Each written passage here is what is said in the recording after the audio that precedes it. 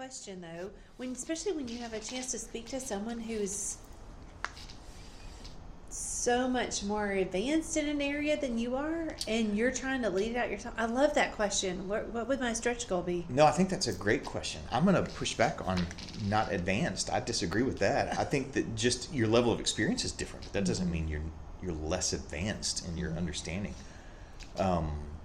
And that's the reason that I push back a little bit on that is because I think that reflects some hesitancy sometimes for people to embrace and dive in and go, oh yeah, I can do this. I know how to do it. And you absolutely, you know how to create prompts and you know how to work through that. And that's a key part to that AI literacy piece is being willing to take risks, being willing to try things. And I think that's so key for us to develop on ourselves so we can model that for other people. And that's where I think that the way that you do training and the way that you bring everyone in to what you're talking about, you have that level of expertise in talking about writing. It's not that they don't know how to teach writing or don't know how to do it. You're just coming at it from a slightly different angle and different lens, and you're lending your expertise to help them become better at what they're doing. So in the same way, I thought that was a perfect question, but you're asking Holly Clark to lend her expertise, her lens that she sees the world through, to help you expand yours. Exactly. So she's got a different seat at the table. Just absolutely. Yeah. It's not a better seat. It's just a different one. And it's a really good conversation. Yeah.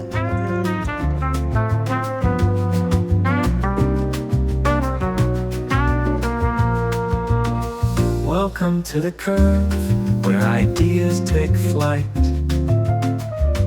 Blending tech and teaching, sparking insight. All right, welcome to the Learning Curve. My name is Carl Mullen. I'm a digital learning specialist alongside my colleague here, Cindy Naival. Hi, I'm Cindy. I'm the coordinator in digital learning and here to learn today a little bit more about AI with Carl. Yeah, this is a really exciting episode for me. AI has really become my world for the last 2 years. And almost accidentally, and sometimes just because I don't mind clicking on stuff and trying it and just seeing what happens. We're so thankful for you. Yeah, You've absolutely. Done that. Yes, yes, so thankful. So I enjoy it, and so this is an area where I just I get excited because there's so many cool things that we can do with AI, and that's really where we want to go today as we're talking about artificial intelligence. And if you followed the podcast for any amount of time, we've talked about AI. The first 2 episodes this season, we've talked about AI. It's going to be in just about everything that we do. And what we want to really kind of think about today is going really beyond the basics of what AI is and how we're using it. And so we're using it in wonderful ways. But sometimes I think that we might limit ourselves a little bit in the tools that we use. Not that the tools are bad. And that's the thing. There's nothing against any of the tools. And if we name a tool and it's your favorite thing in the world, we're not saying that it's bad at all. Yeah. It's just sometimes what will happen is we'll get so used to and comfortable with a particular thing that we won't use it to the maximum capacity that it has. Well, or if we get stuck on one tool and we don't look at the new things that are coming out, it is just a blossoming of new tools all the time. There's always something new coming out that we could try and use in our practice. And so I like that idea. I like that idea of, yes, you like the things that you like, but hey, what else is now available? Because AI is this disruptor that's continuing to change what we do on an everyday basis. Yeah, and I like that word. I think disruptor is a great word. And anything that's disruptive, especially if you're talking about an innovation, it's building on. It's not only building on what we've done in the past. It's changing the dynamic of what it is. Absolutely. So we've done Google searches for the last, however, it feels like 100 years now. But for the last decade or whatever, we've done Google searches 20 years in class. And so this mimics sometimes a Google search, but it's so much more powerful, and that's where the disruptor comes in. Yes, and I think that I'm glad you started there and pinned that, because when I'm reading about what's going on with AI and how we can use it in the classroom, the first thing they say is move beyond using it like a Google search. This is actually a an innovator. It will help you create or problem solve or think more deeply. And it's just being able to wrap our heads around there's a system that we can talk to to help us get to what we need. Yeah. So what I want to do in this episode is kind of start a little bit with some of these tools that we've already named, perhaps, if you've been watching the show. Start with a little bit of that and address some of those things, because there are some remarkable tools that are out there. Yeah. But then really to kind of take this to the point of developing a level of AI literacy where we understand what's happening in the background, and we learn how to manipulate the system to get what we want out of it. And I think that's really where, if we'll take the time and the effort as educators to learn that, then that's where we can really empower our students, because they're the ones who are, honestly, they're the ones who are going to use this more. We'll dabble in it and we'll use it some, but they're the ones who are really going to master this. You know, and you and I had a conversation last week with Holly Clark, and we asked her what's the most important thing. And if you don't know, Holly Clark's one of the leading innovators of AI in education. And she said the first thing we have to do is make sure that the educators are AI literate. So that we have a base understanding of moving forward. Exactly. So a couple of tools, and let's just kind of throw a few of these out, and let's just see where they go. So one of my favorites, and one that I do a lot of training on all the time, is Magic School. That platform is phenomenal. I love what you can do with that. The reason that I'm including it in this list is because if we get to the point where we're just using Magic School to help us create a lesson plan, or we're just using it to help us with a lesson hook or a scaffolded lesson, which it can do. It can do all of those things, and it does them very, very well. But if that's the limit to how we're using the tool, it can do so much more, and that's why we want to get beyond the basics of just saying, hey, I need a lesson plan, or hey, what would happen to me is, and I remember conversations with colleagues in the hall after second period going, that didn't work at all, what do I do? You know, where you just plug something in real fast. Period. I know, seriously. You plug something in real fast and get another hook or something like that. It can do those things, but if that's all we're doing with it, then we're missing the real power of how you can use that platform. So, and I know that you like Snorkel. Snorkel is one of my favorites that get in there, and I love it because I feel like it's just going to grow kids. It's going to give them that next step for them to think about for that next level. I love that timely feedback. You know, and then this is not a education specific, but I don't know how to operate anymore without ChatGPT pulled up beside me. Just as a thought partner, I've got one screen, and it's usually got Google Chat with Carl on it, and I've got another screen, and it's got ChatGPT, and I'm talking to both of them, and we're solving all the problems. And that's where I love that you brought that in, because that's where I think that we need to spend some time is thinking about these tools like ChatGPT, like Claude. Claude is one of my favorites. I really, really enjoy working with Claude.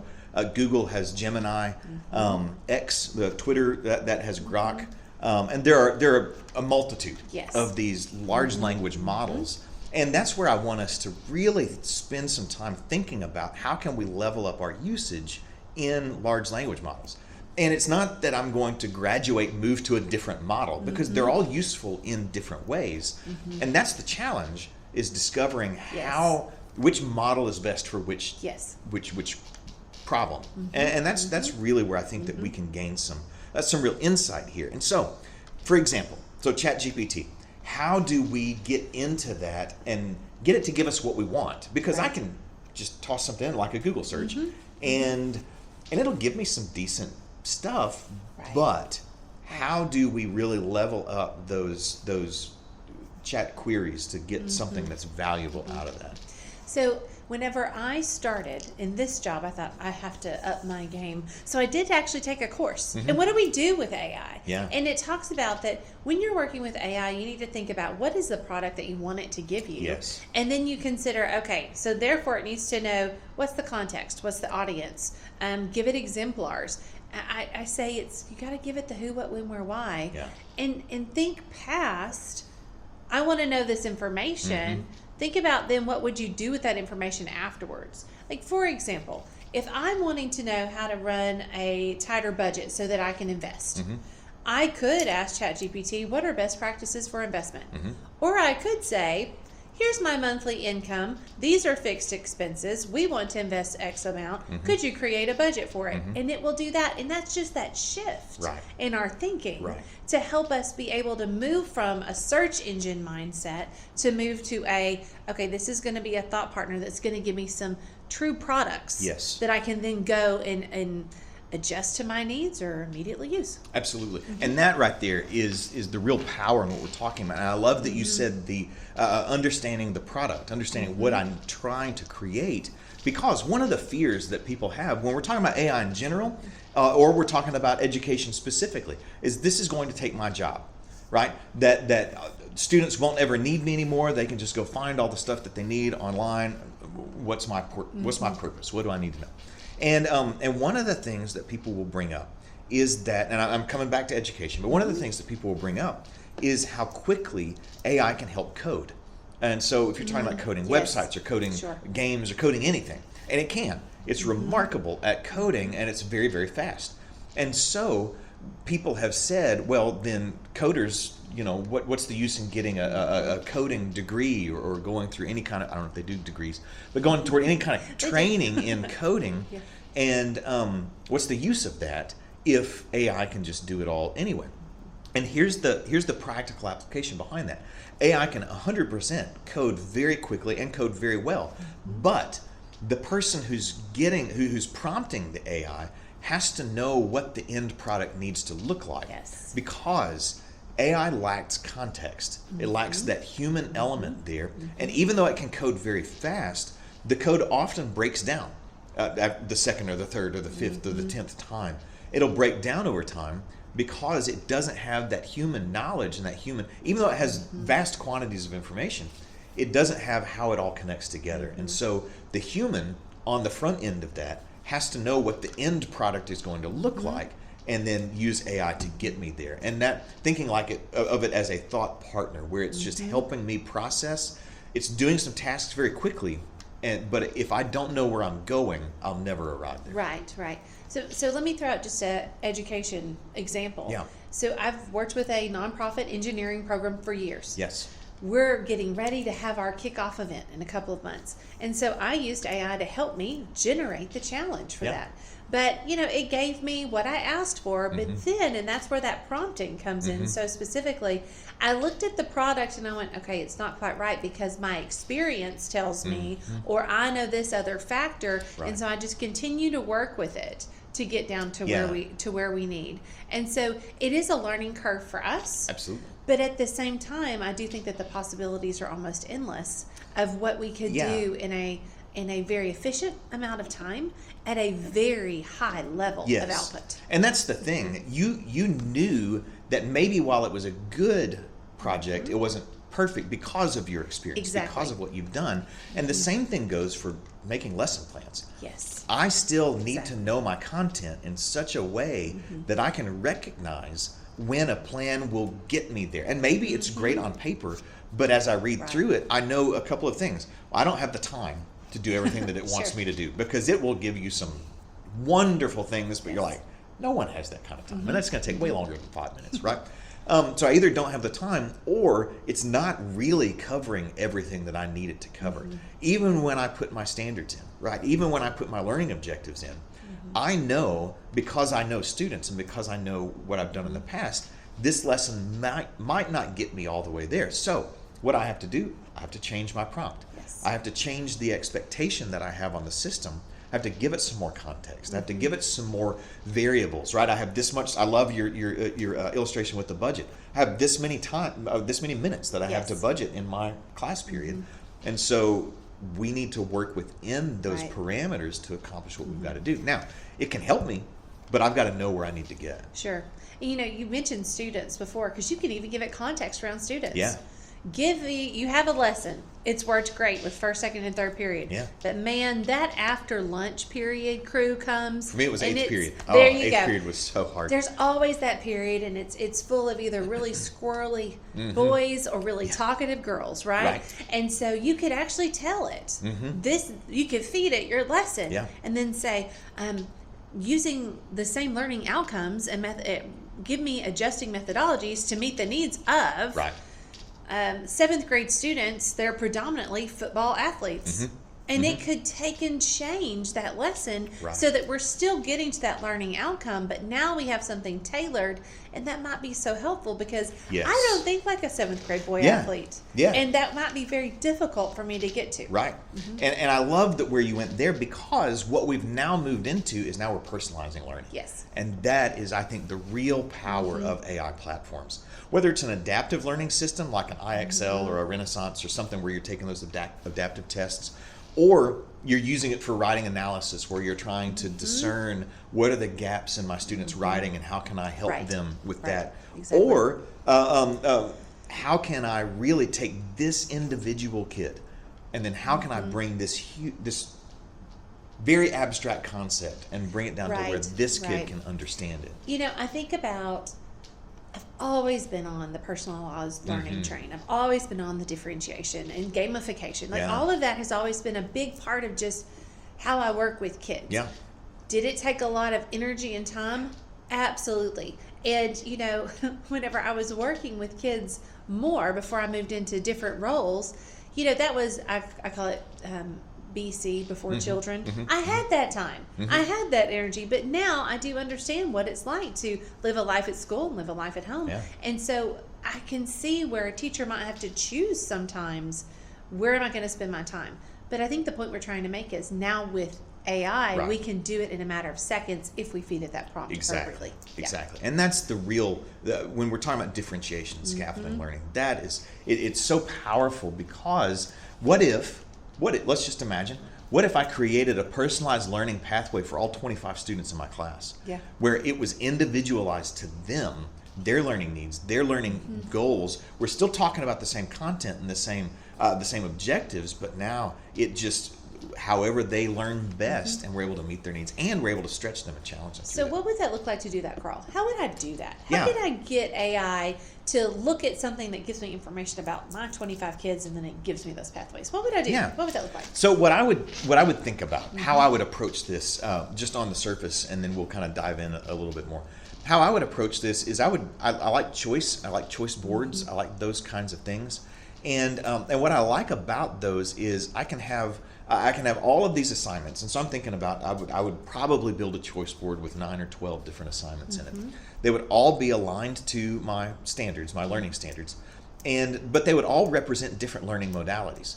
And so I would probably have a column or a series that were all writing assignments, right? Because you have to write, and it's important that we write. But now, instead of you have to write this paragraph or this essay or this whatever, you get to choose from 4 different things. They all involve writing, and they're all strategically planned so that you actually have to work on skills that are important for writing development. I would have a group that was based on some kind of product, some kind of physical product that you have to build or create or make or glue or paint or whatever it might be, where you get to choose whichever fits your learning style the best. And then I would lean into something that was just completely off the wall in more of a creative sort of a thing, a short story about whatever, or a skit, a play, write a song, a dance. I would love for a student to perform something like that. And so what that's doing now, especially if we've got a skit or a play or a song or a speech or something, now we've got at least 3 different ways that they're demonstrating their understanding. Through writing, through building, creating something, and then through speaking, through saying it or singing it or something that's vocal. And I think that by doing that, we're, number one, leaning into the areas that students already feel comfortable with, but number 2, hopefully, we're actually stretching them into developing new skills that they've not really. You're telling me I can sing a song and get a grade on that? Absolutely you can. Right. And so they're developing those skills. And then what I would do next is I would change the game. I would keep the same type of assignments, but you did that one last time, so you can't do that one this time. And so now we're stretching them into all those different areas where they still have choice in what they're doing, and they still have the opportunity to decide again. And sometimes the power to not choose something is tremendous, because I don't want to do that, and so find your comfort area. So you're giving them that freedom, but at the same time, you're developing skills. So an anecdote here from the project-based learning class that I taught, we would give our students menus of things to choose from, and making videos was one of those. And we had a student who, and he might have made videos before, but he really latched onto that. And so anytime he could make a video, he did. And he got very good at film, at making and producing film.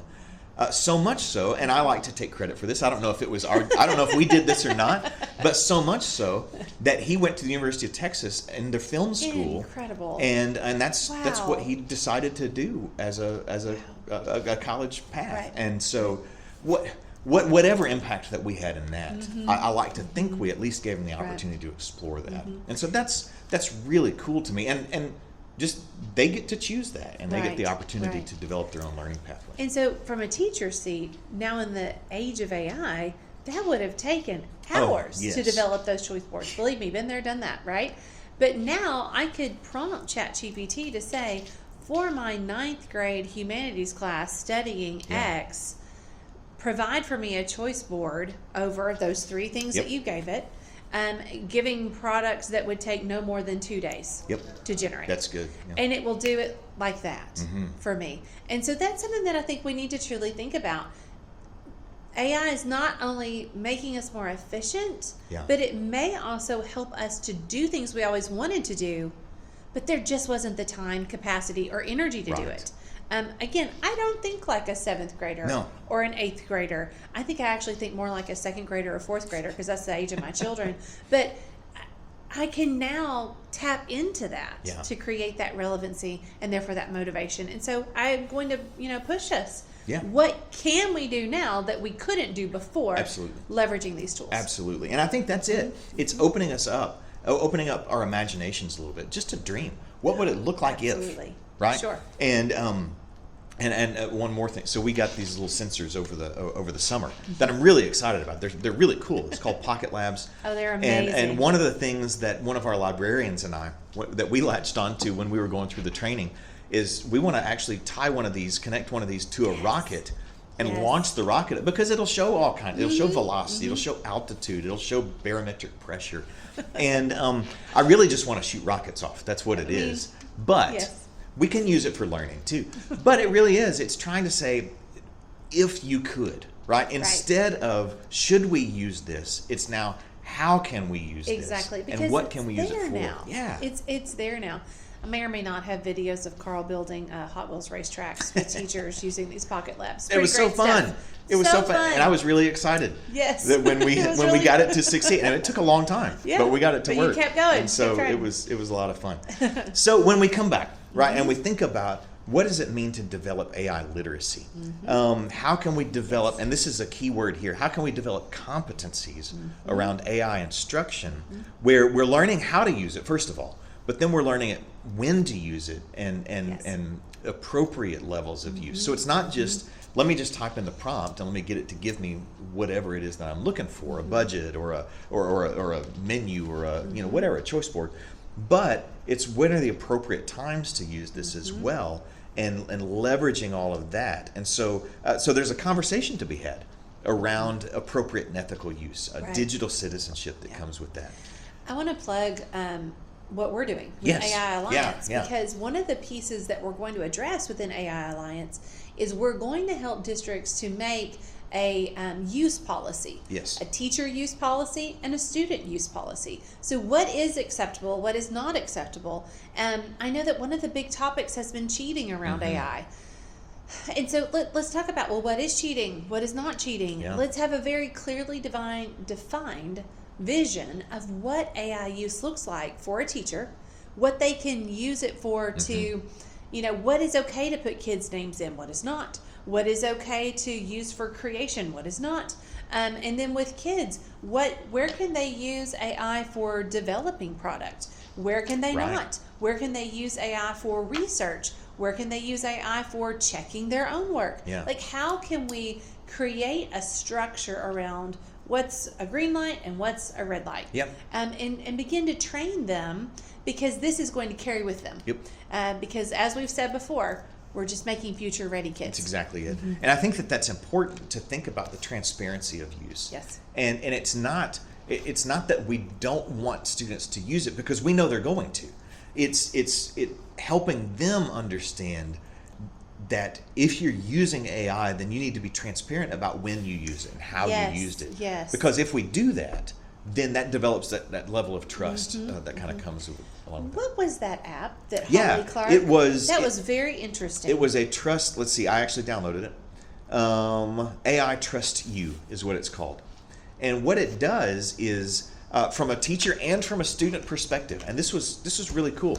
That at the beginning of the page, the teacher can write a statement about AI use, that this is appropriate to use in these sections or in these areas.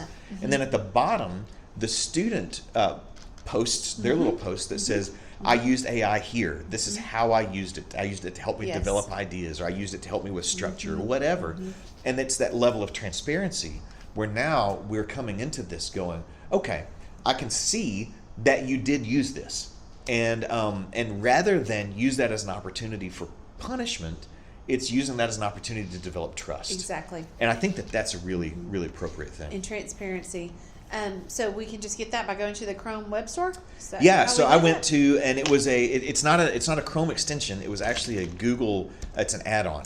Oh, a Google add-on within Google Sheets. Yep. Okay. Or and Google so Docs. then Google, And so the AI Trust You is what it's called. Love that. And very, very cool. And I like, and I've not played with it much yet because this was last week. Yes. But I really like the idea behind it, and I think it can be a bridge perhaps between not knowing and not necessarily trusting you to okay, I actually trust you more as a learner. And I think that that's important because we may be fighting a losing battle against some of this if we don't teach them how to use it ethically.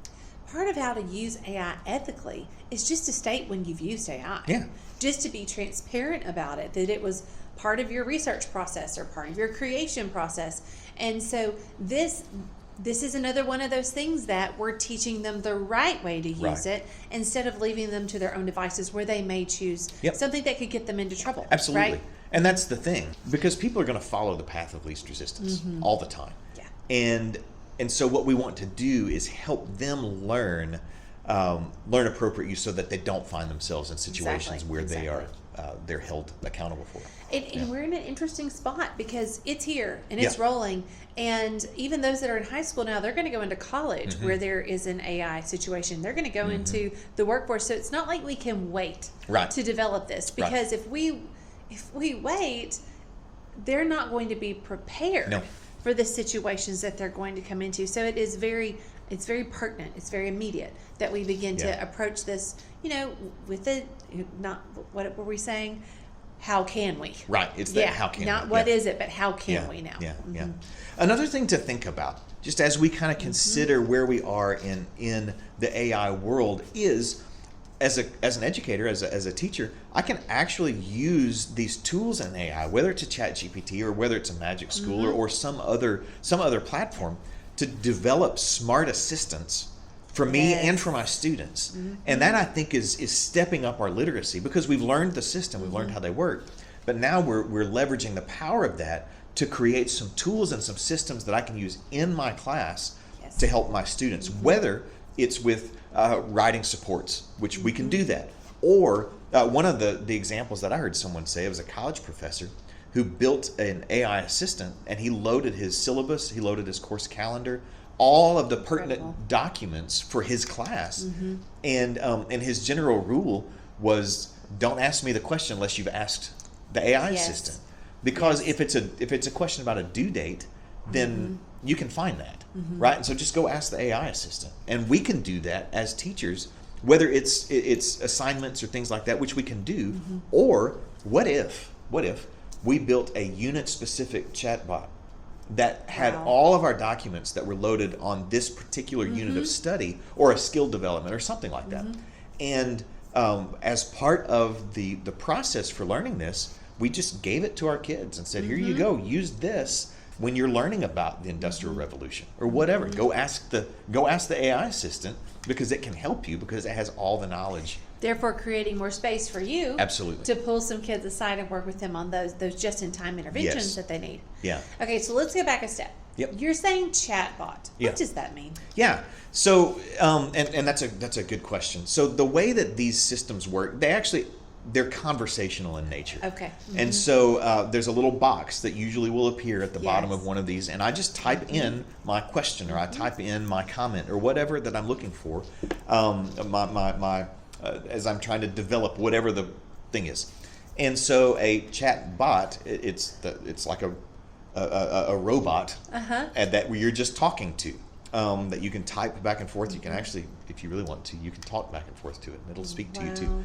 And so that's what it is. It's a using the power of large language model, but you can chat with it, and it's conversational in nature, which leans into our comfortability with just vernacular, just human speech, just the way that we try to think, because large language models mimic human brain patterns, thought patterns, and human speech patterns. Yes. And so it's just trying to mimic that, so we can just have a conversation. So, and anybody can do this, because Absolutely. they can, if you have the information from your unit, you can give the chatbot that information from that unit, Yes. and therefore it is now prepared by leveraging that knowledge to answer questions and work back and forth with the student. And what's great about that is you've given it the information, so it's not going out into the ether just finding whatever it wants. It's using just what you've given it, and I think that's really powerful as well. So Carl's Magic School sessions are always just busting at the seams, and one of the things that he shows there that I've seen that he's worked with, and I think I'm on target here, is whenever we're on, there's a chat bot within Magic School where they're doing research around the Cold War, I think is what you talk about. Yeah, that's the one and I they used could for, talk to JFK or another Cold War figure and get information from that historical figure about the Cold War. And I mean, talk about creating a connection and engagement and interest for kids, because I know JFK was large in our upbringing, but I think he's a little removed for kids now. Absolutely. But he's an important figure that they have to know about, and what a cool modern way. And what's really interesting about using those level of assistance is the student's curiosity is what drives the conversation. That yes, it's grounded in that information, but I'm the one asking the questions, and so I'm the one driving the conversation. And that just, to me, it brings a new level of curiosity, because I found myself, even now I'm a history teacher, so I have an excuse, I suppose, but I found myself asking questions that I would never have thought to ask before, just because of the conversational nature. And I'm like, well, that's really interesting. And it was my curiosity that drove the conversation. And it's just such a neat idea to be able to allow them to drive that conversation. But it is safe. If you're in a system like Magic School or School AI, and they're working with these chatbots, that's a closed system. That it's only going to give the information that is appropriate for it to give, exactly, as it has been trained.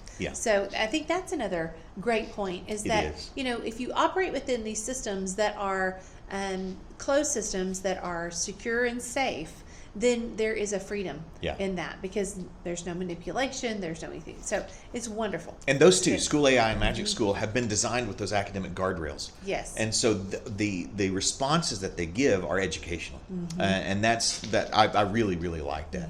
And Magic School especially, and I know School AI some, I don't know it as well. You don't log in. Students don't log into Magic School, so it's not capturing any data from them either. And so I really appreciate that.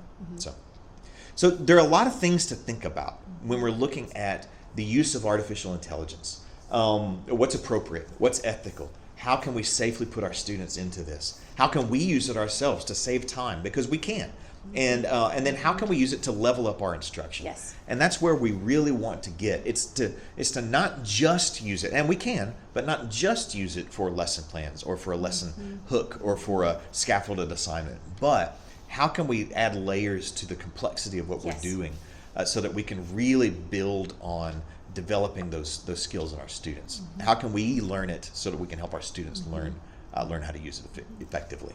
So any thoughts, any closing thoughts as we kind of try to wrap this conversation up here? I really want to go back to, it's so important for us to challenge ourselves for this next step. And I love how you framed it earlier. It's not should we, but how can we? I just want to go back to that because this is here. As we said, it's this disruptor. It's changing systems. And so in order to create equity for our kids here in this area and to give them a vision of how this is going to be used at the world at large, it's now we need to be thinking not, oh, should we be using AI? Right. How can we use AI to create transparency, to create efficiency, and to level up our instruction, as you said. So absolutely, I think it's a really exciting time to be in the classroom. I know that for years and it's not going to change. We're still going to work hard. That's just who a teacher is. Of course. But is there ways for us to go up to that next level? Can we level up with the use of these tools and maybe not, gray our hair any faster from the two people with gray hair? I know. I'm already there. And the other thing just to think about, because there's a lot of tools, and like Cindy said at the very beginning, there are a plethora, and there are more that are being developed every single day. And we don't have time to learn every single tool. And so don't hear us say that you've got to go learn every single tool that's out there. Because here's the truth, is that educators who thrive in this landscape aren't going to be the ones who use the most tools, but the ones who use it the most effectively.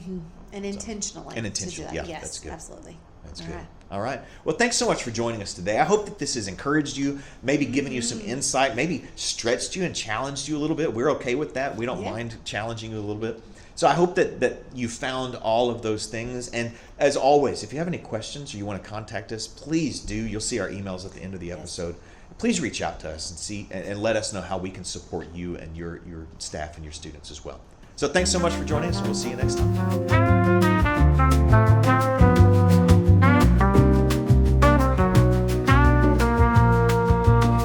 Welcome to the curve, where ideas take flight. Blending tech and teaching, sparking insight.